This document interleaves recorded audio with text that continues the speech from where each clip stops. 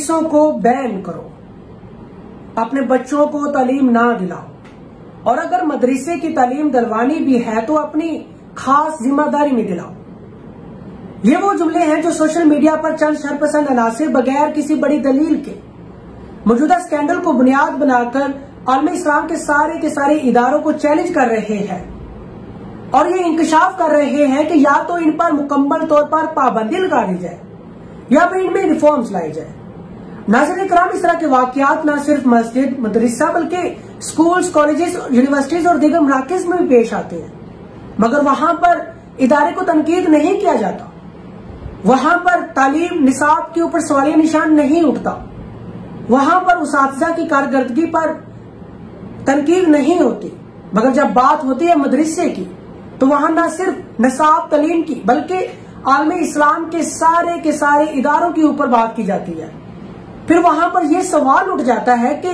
इस इदारे को मुकम्मल तौर पर पाबंदी लगा दी जाए या फिर इसमें रिफॉर्म्स लाई जाए जो कि आइन एक मुट्ठी भर गिरोह के मुताबिक हो। कराम, इस वाकये को लाहौर का मशहूर तीन स्कैंडल भी करार दिया जा रहा है और बजाय इसके कि इनफरादी कुव्वतों या इनफरादी हरकतों के ऊपर तनकीद की जाए, यहाँ पर बाजी मुकम्मल तौर पर उल्ट हो चुकी है और इदारे यानी मदरसे के ऊपर तनकीद की जा रही है। इसके साथ साथ ये स्कैंडल अपने इब्तदाई तहकीकात के मराहिल में भी दाखिल हो चुका है और इस वीडियो में ऐसे वो तमाम के तमाम फैक्ट्स आपके सामने रखूंगा और आपने एक एज अ रीजनेबल पर्सन के तौर पर डिसाइड करना है कि कौन सच पर है और कौन महज इल्जामात पे इल्जामात लगाए जा रहा है। ख़वातीन व हज़रात, इस मुकदमे का, इस स्कैंडल का जो मेन विक्टिम है, जो मेन क्लेमेंट है, वो 10 या 15 साल का कोई लड़का नहीं बल्कि 25 साल का एक नौजवान बताया जाता है जिसका नाम साबिर है और वो सवाल से ताल्लुक रखता है। जबकि दूसरी जान जो डिफेंडेड है वो एक नाम निहाद मुफ्ती है जो अपना नाम मुफ्ती अजीजुर रहमान बताता है और उसका ताल्लुक जमीयत उलमाए इस्लाम से है। नाज़रीन कराम, नौजवान अपने FIR में बताता है कि वो तालीम की गर्ज से सवाल से लाहौर में आया और यहाँ पर जामे मंसूर इस्लामिया की ज़रिए तालीम हासिल करना शुरू कर दी। अभी कुछ देर ही हुई थी कि नौजवान और उसके एक दोस्त को बगैर किसी वजह के, याद रहे कि नौजवान बताता है कि बगैर किसी वजह के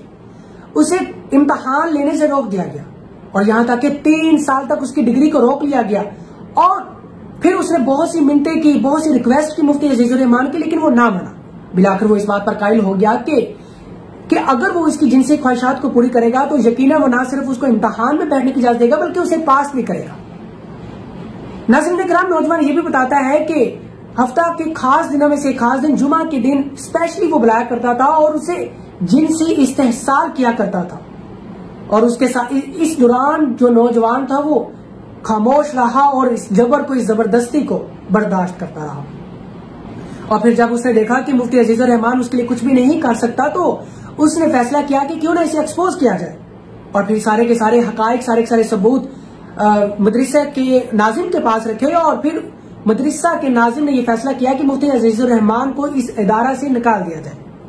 ख़वातीन हज़रात, यहाँ पे 2 से 3 सवाल उभरते हैं। सबसे पहला तो सवाल यह है कि नौजवान 3 साल तक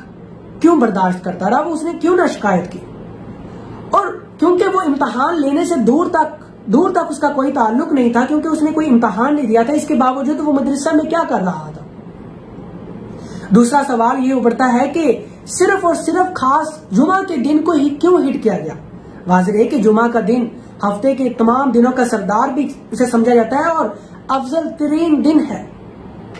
तीसरा सवाल यहाँ पर यह उभरता है कि नौजवान ने इन तमाम हकाइक से आइन वक्त पर ही क्यों ये फैसला किया, जबकि अगर इसे पहले देखा जाए तो इससे पहले भी वो शिकायत कर सकता था।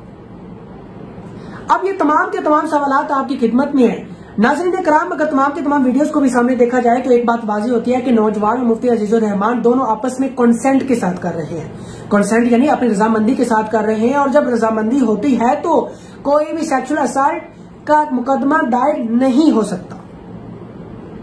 ख़वातीन हज़रात, ये सारे के सारे फैक्ट्स आपके सामने हैं, लेकिन यहाँ पर कहना आइन मकसूद ये है कि किसी भी इदारे को हिट ना किया जाए। अगर हिट करना ही है तो उस खास पार्टी को किया जाए, उस खास बंदे को किया जाए जिसकी वजह से वो वाकया सामने आया। और यहाँ पर नाम निहाद यकीनन मुफ्ती अजीजुर रहमान की भी अपनी गलती है और उसकी गलती को भी किसी लिहाज से डिफेंड नहीं किया जा सकता। और ये बुराई है और इस बुराई को रोकने के लिए हर मुमकिन कदम उठाया जाए। और दूसरी जानब तस्वीर का एक रुख ये भी है कि अभी तक उलमा की तरफ से कोई भी ऐसा नोटिफिकेशन, कोई भी ऐसा स्टेटमेंट नहीं आई जो इस बात की वजाहत करती हो कि आखिर हो क्या रहा है और कौन हक पर है। नाज़रीन कराम, बड़ाई को रोकना चाहिए, बातिल को रोकना चाहिए और इसी की तलकीन हमारा दीन इस्लाम भी करता है। और सबसे कम तरीन जो दर्जा है वो दिल में किसी चीज को, दिल में किसी गलत बात को गलत कहना है और ये ईमान की कमजोर तरीन अलामत है। नाज़रीन कराम,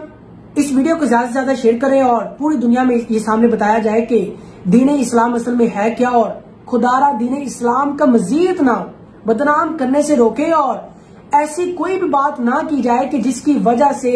आलम इस्लाम पर, इस्लाम के नाम पर कोई भी ऐसा कोई भी धब्बा लगे।